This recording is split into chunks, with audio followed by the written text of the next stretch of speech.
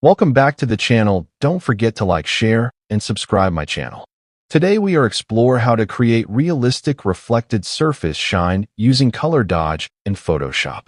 I open Photoshop and import the product onto a clean canvas, leaving enough space around it. I duplicate the product layer and switch the duplicate's blend mode to color dodge, instantly brightening edges. I reduce opacity carefully so highlights feel realistic. I add a black mask and hide all glow.